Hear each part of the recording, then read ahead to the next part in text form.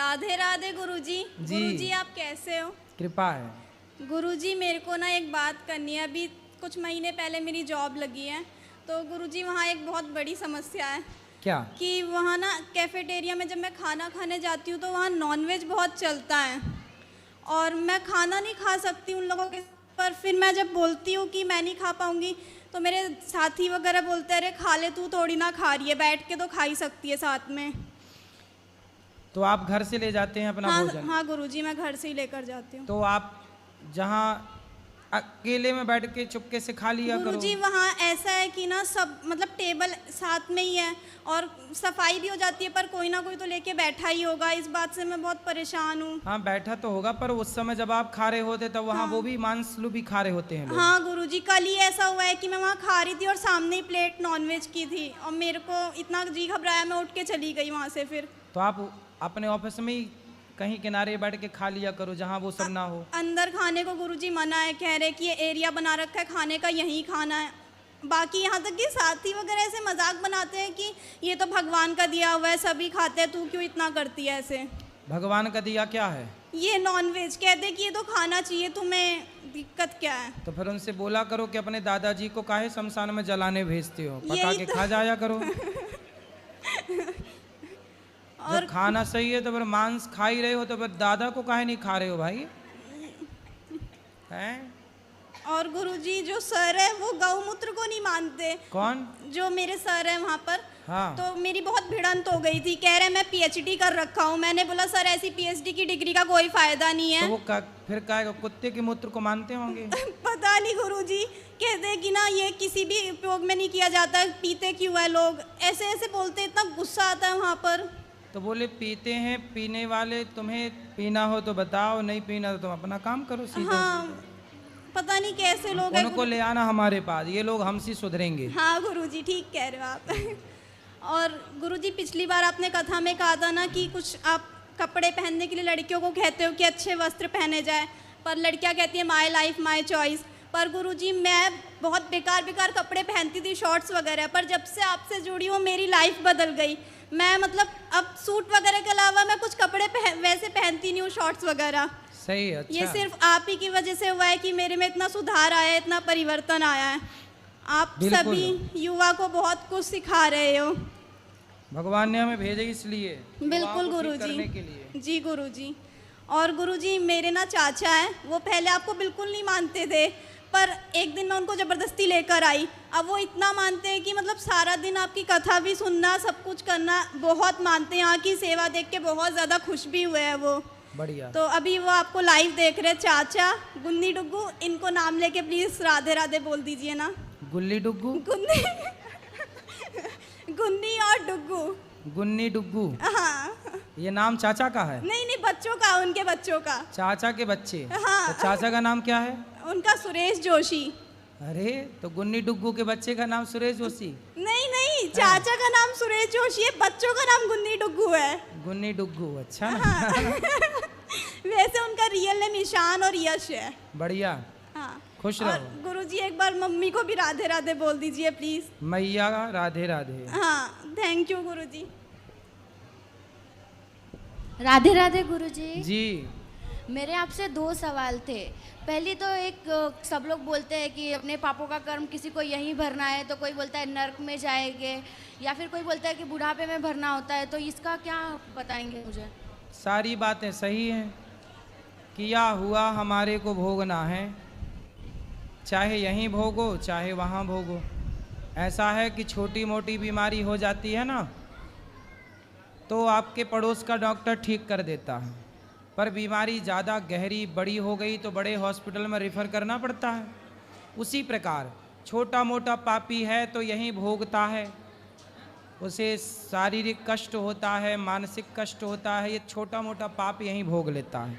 पर जो वीआईपी पापी हैं वो सीधा नरक ट्रांसफ़र हो जाते हैं और नरकों में जाकर के वहाँ फिर खूब कष्ट भोगते हैं। 28 प्रकार के नरक होते हैं, उन नरकों में जैसा पाप वैसा दंड। और दूसरा सवाल है मेरा गुरुजी कि हम लोग भगवत गीता पढ़ी, मैंने 2-3 बार पढ़ी, लेकिन मुझे समझ में नहीं आई, और फिर बाद में समझाने के लिए कोई होता नहीं है, तो उससे भगवत गीता पढ़ने के लिए जो नियम है वो मुझे बताइए।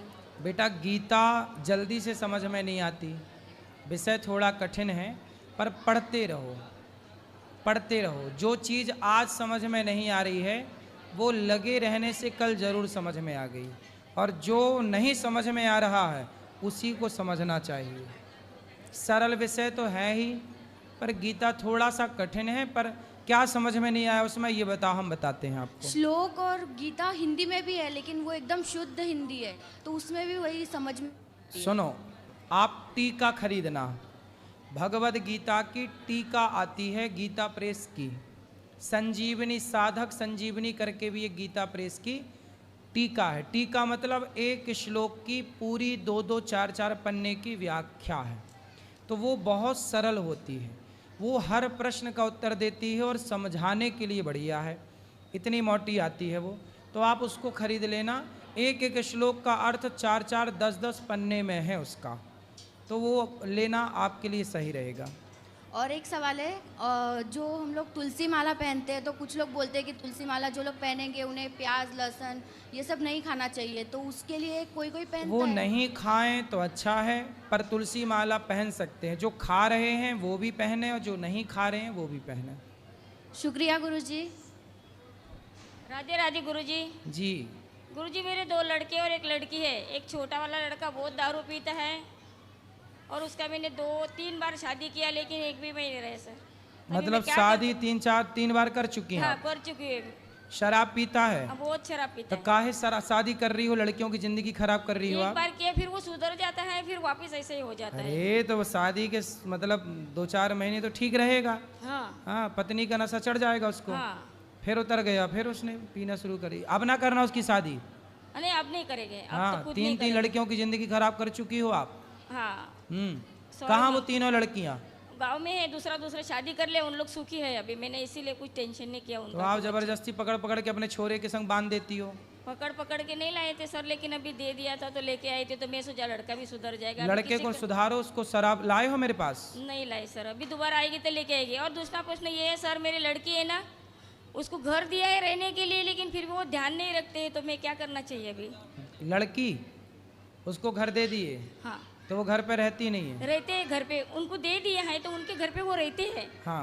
लेकिन वो अपने को ध्यान नहीं रखते हैं। मतलब जैसा कि किसका? घर का ध्यान नहीं रखते कि नहीं, खुद का? माँ का ध्यान नहीं रखते हैं ऐसा। अच्छा, वो आपका ध्यान नहीं रखते। हाँ। तो आपका एक बेटा है? हाँ 2 बेटा है, एक बड़ा है। तो एक बड़ा वो सही है, हाँ बड़ा सही है। वो ध्यान रखता है हाँ आपका? रखता है। तो बेटा ध्यान रखे तो अच्छा ना, बेटी क्यों ध्यान रखे? ध्यान बेटी रख, मतलब उनको, मेरे को ऐसा लगता है कभी कभी कि मैं इतना लाख का उसको घर दे के भी अपने तरफ मतलब थोड़ा भी ध्यान नहीं, मैं कुछ मांगती नहीं है, नहीं लेकिन तो वो अपनी सास की सेवा करती है?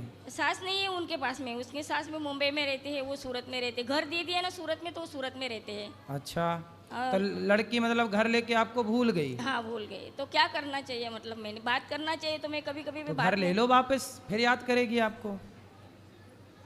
पैसा भी दिया था मैंने बनवाने के लिए, 2.5 लाख रुपया दिया कि तुम अच्छे से बना लो हाँ। और फिर रहो। तो पैसा भी दे दिया, तो पैसा भी आधा दिया और आधा देने के लिए झगड़ा करने लग गई थी कि भाई मैं नहीं दूंगी अभी। बेटी झगड़ा करने लग गई? हाँ कि मैं अभी नहीं तो दूंगी। आपको क्या समझ में आया कि बेटी आपकी सगी है कि पैसे की सगी है? हाँ तो पैसे की सगी है। फिर तो आप भगवान की सगी हो जाओ, बेटी हाँ। के चक्कर में काहे पड़ी हो? तो राम वही राम मैं- जपो, वही भगवान पूछ का रही भजन। हूँ, वही पूछ रही हूँ मैं कि मैं क्या करना चाहिए, छोड़ देना चाहिए? क्या करना चाहिए? सुनो, हाँ। बेटी बेटी क्या करती हो, बेटी तेरी एक दिन घर लेके भाग जाएगी। तो ये बेटी है आपकी, घर लेके चली गई। चले गए। हाँ। अब एक आपके पास केवल भगवान का चिंतन है, भगवान आपके हैं, ना बेटा आपका ना बेटी आपकी। संसार पैसों का भूखा है, बाप भलो ना भैया, हाँ। सबसे बड़ो रुपैया। कलयुग है, यहाँ बेटियाँ भी आजकल माँ को चकमा दे के फरार हो जाती हैं। सारी नहीं, पर आपकी तो भाग ही गई। अब ना देना घर दूसरा। नहीं अब काय के लिए देगी, अब तो वो दे दिया तो पछतावा हो रहा है अभी, हैं लेकिन फिर भी उसमें भी नाम है आपका? हाँ उसमें भी नाम है मेरा, क्योंकि मतलब मैं उसका नाम लिखा है उसमें खाली कि तेरे को देगी, लेकिन मैं पहले ही रहने के लिए दे दिया। चलो, अब भगवान सुखी रखे आपकी बेटी को और आपका मन भगवान में लगे। अब बेटी बेटा से हटके, इसी में आपकी भलाई राधे है। राधे गुरु जी, राधे। अब कहाँ लगाओगी मन? अभी भगवान में लगाए। हाँ, ऐसे ही है, जब तक बच्चे ना लात ना मारे तब तक माँ बाप को समझ में भी तो नहीं आता। सीधे मुंह भगवान से बात ही नहीं करते बिना लात वात खाए, इसलिए भगवान में लग जाती तुम पहले ही से हाँ तो बढ़िया था, लेकिन अब लग जाओ। हाँ ठीक है, ठीक है, राधे राधे गुरु जी। करोगी ना भजन? हाँ हाँ मीरा जी कहती हैं हाँ, मेरे तो गिरधर गोपाल दूसरो ना कोई, हाँ। एक भगवान के सिवा हमारा कोई नहीं है। कोई नहीं है। करोगी ना भजन? हाँ जी अब दिन भर कथा सुनना, भगवान का चिंतन, ठीक है, राधे बेटी राधे बेटी गुरु नहीं जी, राधे जपना। राधे। श्रीमन नारायण गुरु जी, जय श्रीमन नारायण। मैं पहली बार वृंदावन आया हूँ और मैंने यहाँ की प्रसादी भी ग्रहण करी, जिसके लिए मैं सबसे पहले ठाकुर जी को और आपका धन्यवाद देना चाहता हूँ। गुरु जी, मैं आपके समक्ष दो बातें रखना चाहता हूँ। एक्चुअली मेरा घर तो उत्तराखंड है, बट मैं काम की वजह से बेंगलोर में जॉब करता हूँ। सो वहाँ पर क्या है, भाषा को लेके बहुत ज़्यादा जो यहाँ का जैसे कल्चर है, हिंदी कल्चर है, तो वहाँ पे बहुत ज़्यादा मतलब लैंग्वेज को लेके मतलब दृष्टिकोण उनका चेंज है एकदम से। तो आप अभी जैसे आप हो गए, श्री धीरेन्द्र शास्त्री जी हो गए, अभी हमारे सनातन धर्म के प्रतीक बने हुए हैं जिनका हम लोग अनुसरण कर रहे हैं और उनके मार्ग पे हम लोग चल रहे हैं। तो आप लोगों की कथा जगह जगह पर होती है, तो मेरा आपसे यह निवेदन है कि आप जहाँ भी जाएं, सो आप लोग भाषा को लेके एकता बनाए रखने के वहाँ लिए, पे क्या दिक्कत जाती है, कैसे भेदभाव करते हैं उन लोग? क्योंकि वहाँ पे कि आजीविका का क्या सिचुएशन है, वहाँ बहुत अच्छा है, जिसकी वजह से जो हमारा वहाँ कौन सी भाषा बोली जाती ये है? कन्नड़ लैंग्वेज है वहाँ पे। तो कन्नड़? हाँ, हिंदी भाषा को लेके वहाँ पे बहुत ज़्यादा मतलब दुष्टीकरण होता है लोगों के साथ। तो कन्नड़ वाले हिंदी भाषी लोगों को पसंद नहीं करते, स्वीकार नहीं करते? नहीं करते हैं। क्यों, क्या प्रॉब्लम है उनको? प्रॉब्लम उनको ये है कि जो उनकी मतलब मातृभाषा है वो लोग उसको खोना नहीं चाहते। हम भी उस भाषा का सम्मान करते हैं, परंतु वो लोग उस भाषा को हमारे ऊपर थोपना चाहते हैं, तो जिसका थोड़ा गलत असर पड़ता है बाहर से जो लोग आते हैं। और एक चीज़ मैंने वहाँ पे और नोटिस करी है कि जहाँ पे मैं रहता हूँ तो वहाँ पे कुछ कुछ एरिया ऐसा है कि वहाँ पर जहाँ पे मंदिर है, हमारे जितने भी देवी स्थान हैं, जितने भी तीर्थ हैं, तो हम लोग जब यहाँ पे रहते थे तो हमारे मन में था कि हम लोग साउथ में जाएं, क्योंकि वहाँ की जो मंदिर शैली है, नागर शैली है, वहाँ पे बहुत अद्भुत है। तो वहाँ पे उसका जो मंदिर एरिया है, वहाँ पे गौ मांस की मंडियाँ लगती हैं गुरुजी। वहाँ पे गौ मांस वहाँ पे लटकी जाती हैं, मतलब कह नहीं सकते, अपनी आंखों से मैंने देखा है। रोना इतना आता है कि हमारी माँ है वो, उनके साथ ऐसी हालत हो रही है, और जो उनके जहाँ पे ये उनकी हालत हो रही है उस एरिया में कम से कम आधी संख्या हिंदुओं की है। मंदिर के ही डिस्टेंस में वो गौ मांस बिक रहा है। तो वो मेरे को बहुत ज़्यादा दिक्कत हो रहा है, क्योंकि अभी क्या है ना, मैं सहन नहीं कर पा रहा, क्योंकि मैं गाय बहुत ज़्यादा मानता हूँ, अपनी माँ को, गाय को। उनके साथ ऐसा हो रहा है, तो मेरा वहाँ में प्रश्न ये है कि मैं वहाँ रह सकता हूँ या नहीं, क्योंकि मैं अभी वहाँ पे जा रहा हूँ तो अपना व्यापार स्टार्ट करना चाह रहा हूँ मैं। तो जो आप लोगों का हिंदी भाषी लोगों का विरोध करते हैं वो भी हिंदी, मतलब वो भी सनातनी ही है? जी, सनातनी ही हैं वो लोग। मेरा कहने का मतलब बस यही है। तो वो हिंदी समझते हैं? सब उनको आता है, बट वो अपनी लैंग्वेज वो चाहते हैं कि हमारी लैंग्वेज वो सीखें। हम भी चाहते हैं सीखें, पर काम की वजह से हम लोग नहीं सीख पाते। अभी हमारा जो राष्ट्र है वो हिंदू मतलब राष्ट्र की ओर अग्रसर हो रहा है। तो ऐसा करने से भाषा को लेकर, अभी आप मराठी में मतलब महाराष्ट्र साइड में जाएंगे तो वहाँ पे भी थोड़ा बहुत अभी लैंग्वेज को लेके हो रहा है, भाषा को लेके। तो भाषा के तौर पे जब इंसान, हमारा हिंदू समाज बट रहा है, तो एक कैसे हो पाएगा? वो नहीं हो सकता ना। तो इस चीज़ का आप थोड़ा सा हर जगह पे जब आप जाते हैं, क्योंकि आप चिन्ह हैं अभी हमारे सनातन धर्म के, तो आप थोड़ा उनको सजग करिए, समाज को, जनता को, तो वो ज़्यादा बेटर रहेगा हमारे समाज के लिए। सही है, ये बात देखो हर व्यक्ति को समझनी चाहिए कि हमारा देश, हमारा सनातन देखो जातियों के नाम पर बटा, जातियों के नाम से बचा, तो अब भाषा के नाम से बट रहा है। और यही सनातन का सबसे बड़ा शत्रु है, बंटवारा। फूट डालो, शासन करो, यही नारा अंग्रेज़ों ने दिया और इसी का लाभ उठाया, हम लोगों को गुलाम बनाए रखा। इसलिए हर सनातनी को इस बात को समझना चाहिए कि सनातनी चाहे पूरब का हो या पश्चिम का, उत्तर का हो या दक्षिण का, जो गंगा को माता कहे, जो राम कृष्ण की पूजा करे, जो गाय को माता माने, वो सनातनी ही है, चाहे अमेरिका रहे, लंदन रहे, भारत के कोने कोने में रहे। जी गुरुजी, मेरा दूसरी बात एक चीज़ और मैं रखना चाह रहा इन हूँ। बातों को सब सनातनियों को समझ लेना चाहिए कि यदि हम आपस में लड़ बैठेंगे तो देश को कौन संभालेगा। यदि पूछिएगा उन कन्नड़ भाषा बोलने वाले लोगों से, पूछिए उन मराठी भाषा बोलने वाले लोगों से कि यदि ये देश मुसलमानों के हाथ में आ गया तो क्या मुसलमान ये देखेगा कि ये हिंदी भाषी है या कन्नड़ भाषी है या ये फलानी भाषा का बोलने वाला है। जी ये तो केवल हिंदू हो तो वो तो गर्दन काटने पर तैयार हैं, गर्दन काटने के लिए। हम लोग भाषा के नाम पे बट रहे हैं, वो तनिक देर ना लगाएंगे और तुम्हारी गर्दन उड़ा देंगे। हम लोग बांग्लादेश में बंगाली बोल तो रहे थे वो हिंदू, उनके देश में रह करके, वो अपना ही देश है, भारत का टुकड़ा है बांग्लादेश, लेकिन वहाँ हिंदुओं को काट काट के लटकाया गया, बहन बेटियों के साथ बलात्कार हुआ। तो आज यदि ये स्थिति उत्पन्न हो जाए भारत में, जो बांग्लादेश में हुई, जो कश्मीर से पंडित खदेड़े गए, यदि वो कन्नड़ में वहाँ पर जहाँ आप रहते वहाँ पर या महाराष्ट्र के किसी क्षेत्र में यदि उत्पन्न हो जाए ये स्थिति, मुसलमानों का बाहुल्य हो जाए, तो क्या वो भाषा देख कर के छोड़ेंगे कि भाई आप ये भाषा बोलते हैं तो हम आपको छोड़ देंगे, ये भाषा बोलते हैं तो मार देंगे। वो तो सनातन के नाम से घृणा करते हैं।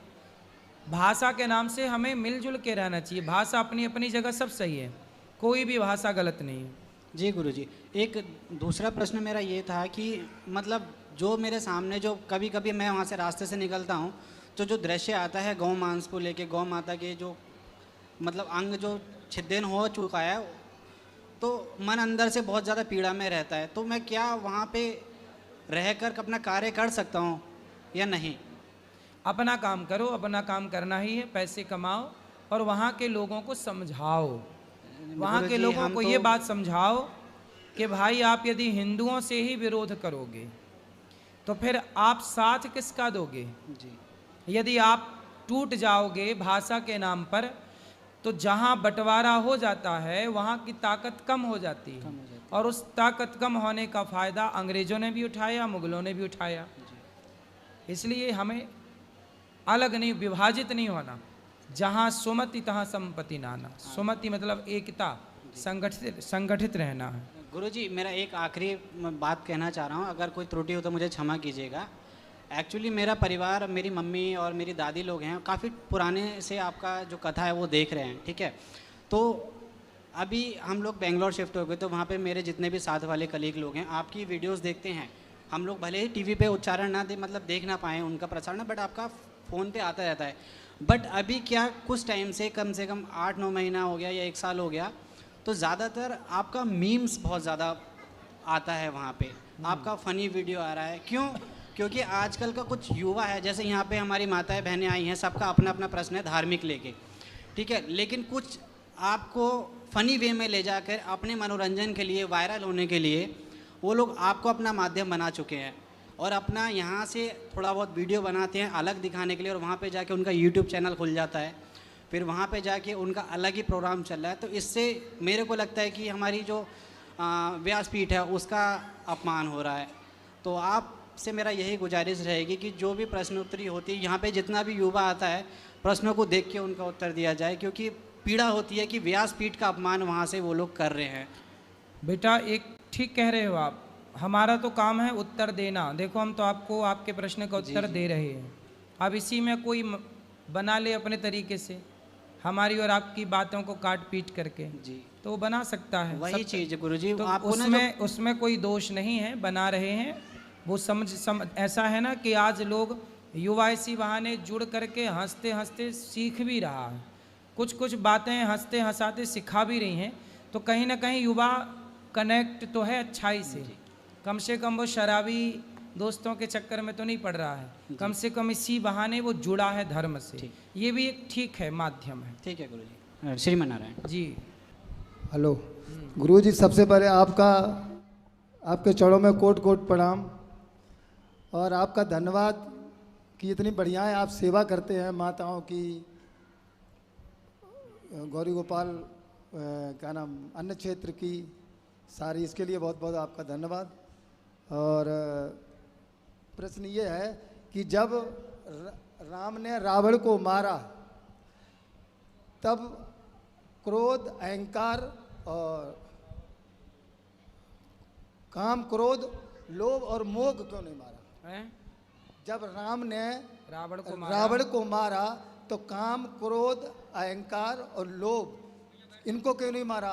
और जब भगवान श्री कृष्ण ने दुर्योधन को मारा तब भी काम, क्रोध, मोह और लोभ को नहीं मारा, ऐसा क्यों? को नहीं मारा? हाँ, देखो, रावण क्या है? रावण स्वयं चलता फिरता अभिमान का प्रतीक है। जी रावण को राम जी ने नहीं मारा, जी, रावण के घमंड को राम जी ने मार दिया। रावण के काम को, कामी तो था ही रावण, दूसरे की पत्नी चुराने वाला कामी तो है। जी जी जी, तो रावण जब मरा जी तो रावण के मरते ही काम, क्रोध, लोभ, मोह सब मर गए। जी। नहीं तो आज ठीक तो है। कलयुग में तो इतना हाई है, अगर मर जाता तो आज नहीं होता ना। नहीं तो आपको भी अपने भीतर के वासनाओं को मारना पड़ेगा ना। जी जी, सबके भीतर ये बुराइयां हैं। और सुनो, ये जी। काम, क्रोध बुरा नहीं होता। जी जी जी जी, रावण यदि अपनी पत्नी के साथ रहता तो कोई बुरा नहीं था। नहीं नहीं सर, नहीं दूसरे की पत्नी की तरफ ताक झांक किया तब नाश हो गया। नहीं नहीं सर, आप भी अपनी पत्नी के साथ रहो जी तो कोई बुराई नहीं है। पत्नी के साथ रहोगे, बच्चा उत्पन्न करोगे तो काम की जरूरत पड़ेगी। तो जहाँ अपनी पत्नी और अपने पति तक काम सीमित हो वो काम सही है। जी जी, पर जब पराई स्त्री, पराई पुरुष की ऊपर जब काम दृष्टि जाती है तब वो खराब होती है। क्रोध, जी क्रोध बच्चों को सही रास्ते पर लाने के लिए गुस्सा किया जाए तो सही है, बेवजह क्रोध किया जाए तो गलत है। जी। हर चीज़ ईश्वर ने जो बनाई है ना, हर चीज़ गलत नहीं है। काम, क्रोध, लोभ, मोह ये गलत नहीं है। लोभ किसका हो कि मैंने 1 माला जपा है तो मैं 10 माला जपूं, इसने इतना पुण्य किया है मैं ज़्यादा पुण्य करूं। लोभ अच्छी चीज़ों का हो। जी जी, आजकल लोभ गलत चीज़ों का होता है। इसलिए जो ईश्वर ने बनाया है गलत कुछ भी नहीं है, उनको ख़त्म करना नहीं पड़ता। भगवान के आश्रित रहेंगे तो कंट्रोल में रहेंगी चीज़ें। और अपनी पति के साथ जिंदगी गुजारो, ठीक है। तो काम सही है कि गलत है? नहीं काम सही है कि गलत है? नहीं, सही है सर। तो अभी तो कह रहे थे गलत है। और सर दूसरा प्रश्न ये है जी। कि जैसे मैंने सुना है कि मतलब सबसे बड़ा बेटा, या जैसे 2 बच्चे हैं या 4 बच्चे हैं या 5 हैं, मतलब सबसे बड़ा बेटा और सबसे छोटा बेटा ही क्यों माता पिता को अग्नि देता है, बीच का क्यों नहीं? बड़ा छोटा ना हो तो बीच का भी देता है। क्योंकि ऐसा लोग कहते परंपरा हैं। यही है कि बड़ा पुत्र ही देता है। यदि बड़ा किसी कारण बस ना हो तो बड़े से सेकंड बड़ा, दूसरा वाला, फिर क्योंकि तीसरे- सर जैसे भगवान राम थे और नहीं थे, लक्ष्मण भी नहीं थे, लेकिन शत्रुघ्न जी मौजूद थे, भरत जी लेकिन भरत ने दिया, शत्रुघ्न जी ने नहीं दिया। ये मतलब वहाँ पे एक कारण था। जी वहाँ पे कारण ये था कि दशरथ जी के बड़े बेटे जो राम हैं, जी राम जी ने अपने पुत्र का दान कर दिया था। किसको? जटायु को। जी सर, जटायु जी को अपने बड़े पुत्र का दान कर दिया था। इसकी एक लंबी चौड़ी कथा है, जी, जी, पर अभी कथा नहीं, शॉर्ट में समझा देंगे। जी। तो जटायु जी अपने पुत्र, इसलिए राम ने जटायु जी का अंतिम संस्कार किया था, अच्छा ये है ना, पिता की तरह। तो राम को जब दान कर दिए तो अब दशरथ जी के बड़े पुत्र कौन बचे? राम का दान कर दिया तो बड़े पुत्र बचे भरत। हाँ, तो भरत जी ने संस्कार किया तो वो सही था। तो सर्वस दान दीन सब काहू, जी। जेहि पावा राखा नहीं ताहू। इसकी एक कथा है कि जटायु जी ने दशरथ जी से कहा कि हम, एक बार जटायु जी ने रक्षा की दशरथ जी के प्राणों की। तो दशरथ जी ने कहा जटायु कुछ मांग लो। जटायु और दशरथ जी मित्र थे। तो जटायु जी ने कहा कि हमारे कोई संतान नहीं है, तो आपका बड़ा बेटा हो तो हमें दे देना। दशरथ जी ने कहा ठीक है। जब राम जन्म लिए, प्रकट भय, तो जटायु जी लेकर गए। तो नारद जी ने रोका कि कहाँ रखोगे? जंगल में। तो वापस कर दिया।